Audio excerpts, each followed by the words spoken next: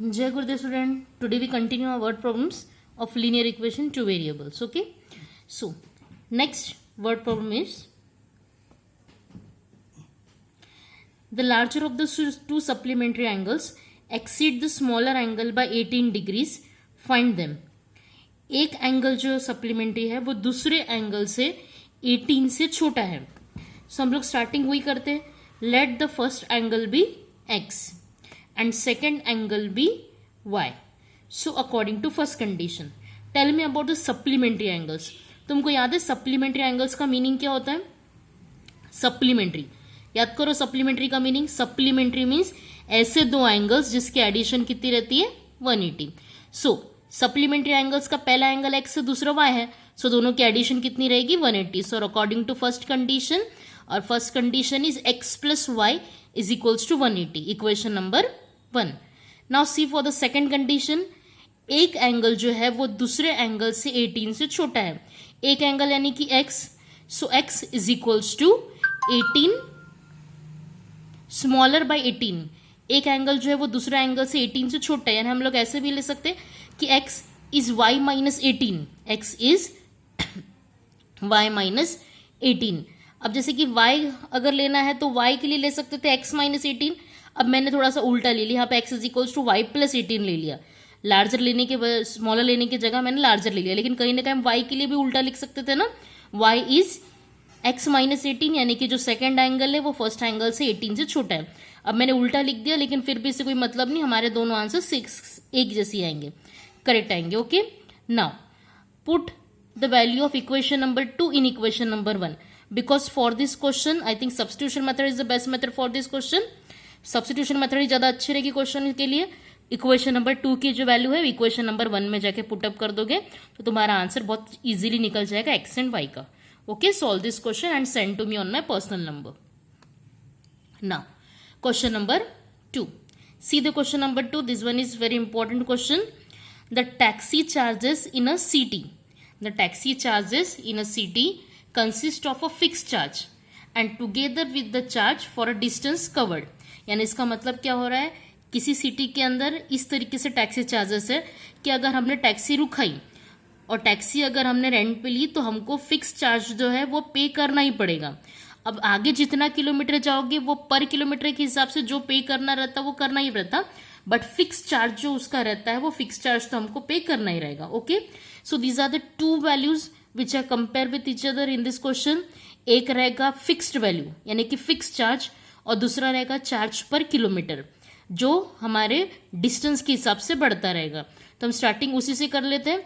Late the fix charge be rupees x and the charge per kilometre be rupees y. यानी जो kilometre के हिसाब से जो चार्ज बढ़ने वाला है वो रुपीज y के लिए. सो देखो मैंने कंडीशन को ब्लैक इसमें लिखी हूं. अगर तुम ब्लैक इसमें देखते हो तो तुमको दिखाई देगा the distance of 10 kilometre the charge paid is rupees 105. अगर हम लोग 10 किलोमीटर जा रहे हैं तो हमको 105 रुपीज पे करने पड़ेंगे. स्टार्टिंग में x रुपए जो है वो हमको तो देना ही पड़ेगा क्योंकि हमने गाड़ी को रुकाया. जो गाड़ी है हमने रेंट पे ली तो हमको सबसे पहले x रुपीज जो है वो तो पे करना ही पड़ेगा. यानी x प्लस 10 किलोमीटर के लिए कितना बनेगा 10y. सो x प्लस 10y और कितना रुपए पे कर हम 105. So according to first condition x plus 10y is equals to 105. Now see for the second condition. Second condition में 15 किलोमीटर जा रहे हैं और कितने रुपीज पे कर रहे हैं 155. पहली बात तो 15 किलोमीटर जाने से पहले हमको x रुपीज तो पे करना ही पड़ेगा क्योंकि हम टैक्सी ले रहे हैं, तो टैक्सी लेने के x रुपीज और 15 किलोमीटर के 15y. So according to second condition x plus 15y is equals to 155. This is our equation number 2. Now, in this question, we have to find fixed charge and charge per kilometer, that is x and y, and also how much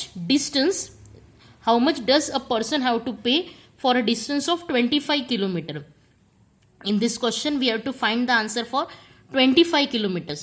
25 kilometers के लिए find out करने के लिए हमको क्या करना पड़ेगा question में 25 kilometre. We have to find the value of 25 kilometre. 25 kilometre के लिए कितना बनेगा कंडीशन, यानी कितनी बनेगी उसकी वैल्यू. जो फिक्स चार्ज है x रुपए तो पे करना ही पड़ेगा ना, x प्लस 25 किलोमीटर के लिए 25y. So we have to find the x plus 25y in this question. x plus 25y की वैल्यू फाइंड आउट करना, और क्वेश्चन को सॉल्व करने के लिए कौन सा मेथड ज्यादा सुटेबल रहेगा? Elimination method. Okay, now see the question number 3. See question number 3. A fraction becomes 9 by 11. A fraction becomes 9 by 11 if 2 is added to both numerator and denominator. मैंने question को देखो दो कलर्स में लिखा है, एक ब्लू में एक रेड में, ताकि क्वेश्चन में दो अलग अलग कंडीशन तुमको हाईलाइट हो जाए अच्छे से. पहली बात तो ये बताओ कि ये क्वेश्चन में कौन सी दो चीजों में कंपैरिजन है. कौन सी दो चीजों में कंपैरिजन है? एक तो न्यूमरेटर एंड दूसरा है डिनोमिनेटर. तो स्टार्टिंग उसी से करेंगे. Let the numerator be x and the denominator be y. हमने न्यूमरेटर के लिए x ले लिया, डिनोमिनेटर के लिए y ले लिया. नाउ अ फ्रैक्शन बिकम्स, तो हमारा फ्रैक्शन कितना बन जाएगा? x upon y. A fraction becomes x upon y. So in this condition it is given that if 2 is added to both, if 2 is added to both numerator and denominator, 2 जो है वो numerator denominator दोनों में add करो, यानी equation क्या बनेगा यहाँ में? कंडीशन नंबर 1 क्या बनेगी? x में भी 2 ऐड करना है और y में भी 2 ऐड करना है, जो कि फ्रैक्शन बनना चाहिए, यानी कि x plus 2 upon y plus 2. Numerator में भी 2 ऐड कर दिया एंड डिनोमिनेटर में भी 2 ऐड कर दिया, is equals to fraction becomes 9 by 11. This is our condition number 1. Now see for the second condition, that is red line, जो मैंने रेड कलर से लिखी वो वाली लाइन को देखो. If 3 is added to both numerator and denominator, 3 जो है वो न्यूमरेटर और डिनोमिनेटर दोनों में भी ऐड करना है, यानी क्या बनेगा? x plus 3 and y plus 3. x में भी 3 ऐड कर दिया, y में भी 3 ऐड कर दिया, then fraction becomes 5 by 6. That is our equation number 2. ये हमारा इक्वेशन नंबर 2 मिल गया.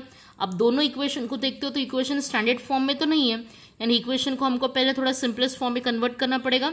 इक्वेशन को सिंपलेस्ट फॉर्म में कन्वर्ट करने के लिए क्या करना पड़ेगा इस क्वेश्चन में? Cross multiplication. वो हमारी क्रॉस मल्टीप्लीकेशन मेथड वाली मेथड नहीं, वो cross multiplication method solution find out करने के लिए है, बट यहाँ पे हम लोग क्रॉस मल्टीप्लाई कर रहे हैं. सिंपली इक्वेशन को सॉल्व करने के लिए, इक्वेशन को सिंपलेस्ट फॉर्म में लाने के लिए पहले क्रॉस मल्टीप्लाई कर देंगे. क्रॉस मल्टीप्लाई करने के बाद इक्वेशन को स्टैंडर्ड फॉर्म में कन्वर्ट करो and then you can choose any method, elimination or substitution, but this is your own. Okay, now question number 4th. See the question number 4th. 5 years hence the age of the Jacob will be 3 times that of his son.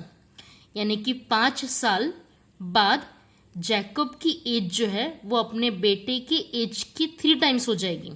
See the question carefully. 5 years hence, hence means 5 साल बाद. Okay, 5 years hence, 5 साल बाद Jacob की as अपने बेटे की as के 3 times हो जाएगी. तो सबसे पहली बात तो यहाँ पे कौन से दो लोगों में कंडीशन डिपेंड हो रही है? Jacob and his son. So start with that only. Let the Jacob's age be x and son's age be y. So 5 years hence, according to condition 5 years hence यानी कि 5 साल बाद, तो जैकब की age कितनी बन जाएंगी 5 साल के बाद? x plus 5. और सन की एज कितनी बन जाएंगी? y plus 5. लेकिन जैकब की एज विल बी यानी equals to Jacob's age will be 3 times. 3 times यानी कि 3 multiply by son's age. Son की एज भी 5 साल बढ़ जाएंगी. जब फादर 5 साल बड़े हो रहे तो सन के उतनी एज का रहेगा क्या? नहीं, सन की एज भी 5 साल बढ़ जाएगी, यानी कि y प्लस 5.